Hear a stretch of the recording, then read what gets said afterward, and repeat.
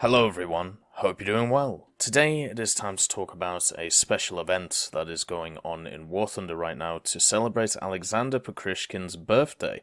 Now, if you didn't know, we actually have Pokryshkin's P39N0 in the game, and until March the 23rd, GMT of 9, so 9 AM, the premium Pokryshkin P39N-0 is going to be available for purchase. What is also nice about it is the fact that it has a bunch of camos that you're able to unlock, and I'll show you them right now, because the Pokryshkin's P39 is one of my favorite vehicles in the game. So, as you can see here, this is what it looks like. It is a rank 3 battle rating 3.0 machine for the Soviets. It sits at a really interesting place in the tech tree because of the fact that it is rank 3, even though it has quite a low BR. You can see that the corresponding vehicles, it's right here. Now, the corresponding vehicles compared to it, such as the P39K and also the Hurricane Mark IIB, are at 3.0, but they're at rank 2, whereas Pokryshkin's is at rank 3 for some reason.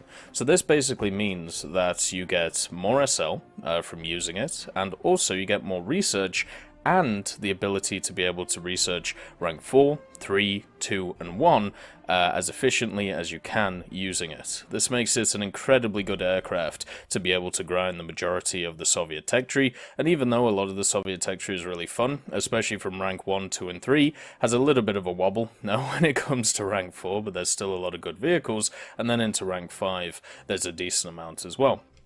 But with Pokryshkin's, because of the fact that it is rank 3, it just gives you an extra option on top of the wonderful other options you have for premiums at rank 3. Now, right now, this machine is at 1300 GE. This is a steal.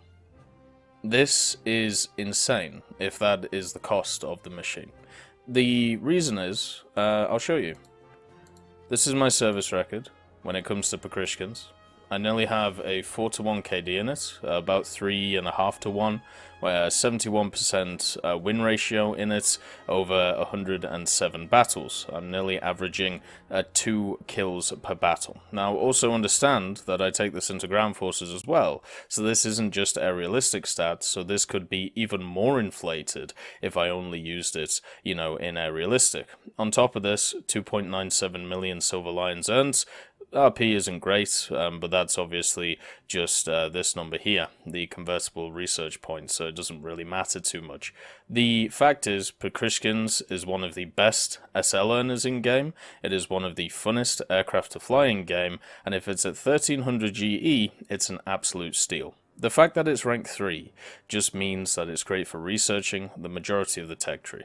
It's the fact that it's BR 3.0, I actually think makes it the lowest BR'd rank 3 in the game when it comes to aviation premiums. I actually don't think there is a lower one. If you look across the nations, I don't think you'll actually find one which is 3.3. There's one which is close, you know, the A6M2, and of course the Skyrocket, but Pokryshkin's is so much better than both of them. Pokryshkin's P39 doesn't really have a downside when it comes to air-to-air combat. It's got a good climb rate behind it, it's got a decent engine, obviously being an Aerocobra, and being at 3.0 means that you go up against a lot of enemies, 2.7s, 3.0s, 3.3s, which you can easily outmaneuver in one certain way. It's good at climbing, it's good at straight speed, it's good at turning, it's good at extending fights. It is pretty good at pretty much everything. The only thing it struggles with is high altitude fighting. There isn't that many vehicles at this BR which can actually fight for long times at high altitude. There is a few when it comes to the American tech tree, such as the Corsair. There is a few when it comes to other tech trees, but the majority of the time, if you climb to about 4,000, engage people at that altitude and then bring them down, you will annihilate them with this machine.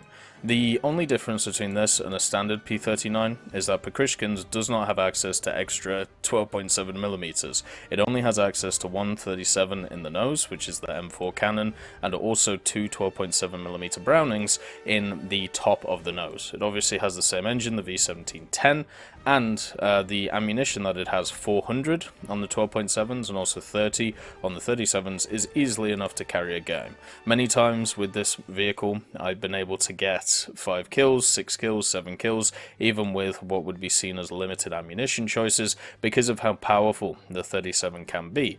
The 37 is limited though. It is limited to pretty much just dealing with aircraft. With Heavy T only, it only pens 3mm. So it's very good at knocking off parts of aircraft and also setting it on fire, but it's absolutely useless against ground vehicles. This is a straight air realistic plane. It is a straight air superiority plane, so if you bring it into ground battles, understand that you're not going to do too much with it when it comes to fighting stuff on the ground unless you see a bunch of trucks or something like that. I run stealth and default on the 37 because you can only run default, which is a bit of a shame for it, and also there's no secondary armaments, which I suppose is its limit. You know, it doesn't have that extra little source, which makes it a little bit better when it comes to ground realistic. Instead, this is a pure air realistic plane. You can also build a really fun setup around it, like 334, with of course its 37, the BT-7 F-32 if you have it, and even if you don't, the T-50 and the BTR-152 are always fun, and the T-126 also exists.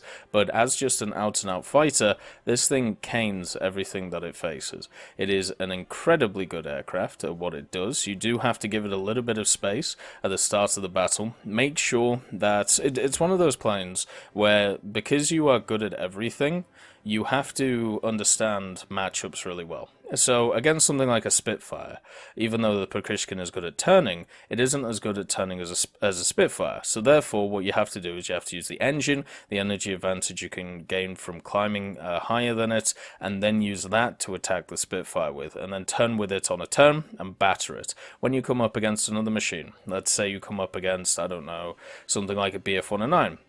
BF-109s are generally pretty good all-round aircraft, but they have an insane climb rate, and because of that, they might outclimb you, therefore they'll get behind you. You can extend, because you have better speed than them in a straight line, or what you can do is you can turn with them and make them overshoot and hit them like that, depending on what, you know, BF-109 we're talking about.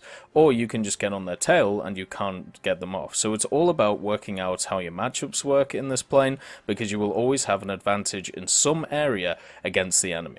It's as simple as that. And being 1300 GE, that is the equivalent cost of what? About $10. And something that I do want to point out, which Nito actually mentioned, which is something I should bring up more on the channel, is there's this thing in the game called golden wages, right? These boys. Now, even though I don't use them, you get them every so often in matches and so on. You also get stuff for Silver Lions as well. And what these can do is, if you, let's say, are able to complete 3 of the rookie Golden Battle wages, so get, 10 wins and be able to get a kill in each one of those wins over a set period. You have 3 chances to be able to do it, so you can only lose, like 3 battles in the 13 overall that you would have to play, or 12, or 11, or 10, and you can get yourself 500 GE.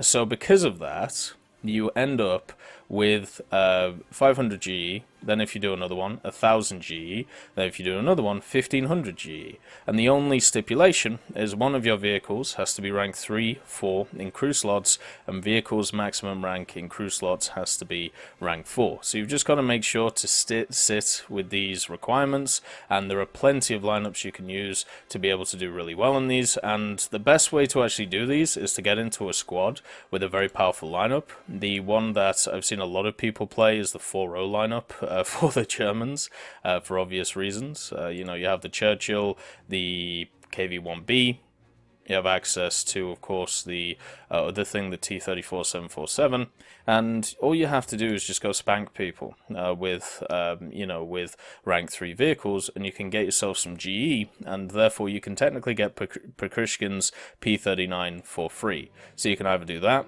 you can use the Gaijin market to get Gaijin coin and then flip that into GE, or you can, grind it out in game, with the wages, or you can just, you know, purchase the thing.